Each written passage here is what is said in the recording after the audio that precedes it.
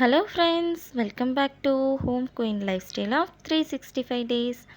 இன்றைக்கி உங்களோட நான் என்ன ரெசிபி ஷேர் பண்ணிக்க போகிறேன்னு பார்த்தீங்கன்னா, சூப்பரான செங்கீரை பொரியல் தாங்க உங்களோட நான் ஷேர் பண்ணிக்க போகிறேன்.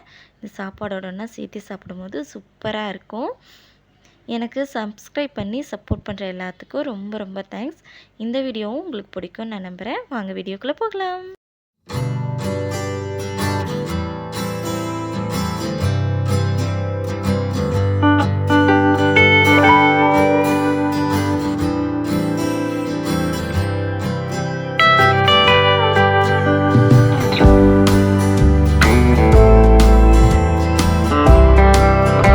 செங்கீரை செய்கிறதுக்கு நான் 3 கட்டு செங்கீரை எடுத்துருக்கேங்க.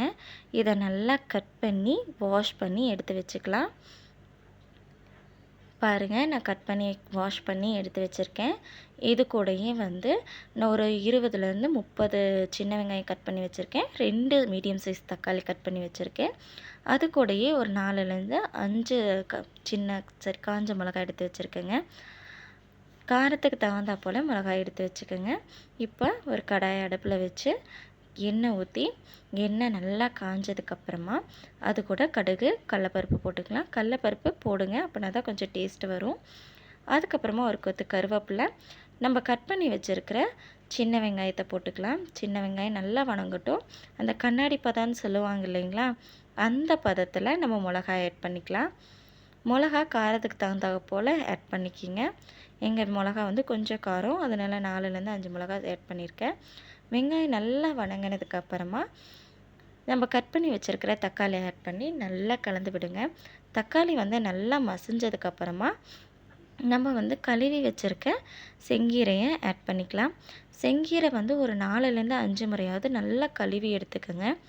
அப்படின்னா தான் அந்த செங்கீரையில் இருக்கிற மண் எல்லாமே போகும். அப்போனா தான் டேஸ்ட்டாக இருக்கும். இல்லைன்னா பார்த்திங்கன்னா, நம்ம செங்கீரையை சாப்பிடும்போது, சமைச்சதுக்கப்புறம் சாப்பிடும்போது ரொம்ப கரிச்சுன்னு இருக்கும். அது அவ்வளோவா நல்லாவும் இருக்காது. அதனால் ஒரு 4லேருந்து 5 முறையாவது கழுவி எடுத்துக்கோங்க. செங்கீரையை போட்டு நல்லா கலந்து விடுங்க. தக்காளி வணங்கினதுக்கப்புறமா செங்கீரையை போட்டு நல்லா கலந்து விடுங்க. பார்க்குறக்கு குவான்டிட்டி அதிகமாக இருக்கிற மாதிரி இருக்கும். அதனால் நல்லா கலந்து விட்டு ஒரு 2 நிமிஷம் மூடி போட்டு வச்சிட்டோம்னா அது மொத்தமாக சுருங்கி வந்துடும். சுருங்கி வந்ததுக்கப்புறமா நம்ம கீரைக்கு தேவையான அளவு உப்பு போட்டுக்கலாம். பாருங்கள், நல்லா சுருங்கி வந்திருக்கு. நல்லாவே சுருங்கி வந்துருச்சு. இப்போ நம்ம தேவையான அளவு உப்பு போட்டோம்னா சரியாக இருக்கும். இந்த அளவுக்கு நல்லா சுருங்கி வந்துடணும். சரிங்களா?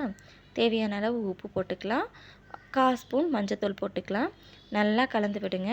கீரையை நம்ம கழுவி எடுத்ததுனால அந்த தண்ணியே கீரையிலேருந்து விடும். அதனால் நம்ம தண்ணி ஆட் பண்ண தேவையே இல்லை. கீரையிலேருந்து விடுற தண்ணியே போதுமானதாக இருக்கும். அதனால் அந்த தண்ணியிலையே வேகட்டும். நல்லா கீரை வெந்ததுக்கப்புறமா நான் துருவி வச்ச தேங்காய் 1/2 கப் போட்டுக்கிறேன். போட்டு நல்லா மிக்ஸ் பண்ணி விடுறேன். இது வெயில் டைம் அப்படிங்கிறதுனால கொஞ்சம் நேரம் கீரையோடனா சேர்ந்து அந்த தேங்காய் துருவலும் வேகட்டும். அப்படின்னா தான் சீக்கிரமாக கெட்டு போகாது. அதனால் கொஞ்சம் வணங்கறக்கு விட்டுட்டேன். பாருங்கள், வணங்கிருச்சு, நல்லா ட்ரை ஆயிருச்சு.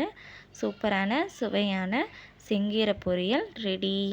இதை சாப்பாடோடனா சேர்த்து சாப்பிடும்போது அவ்வளோ சூப்பராக இருக்கும்.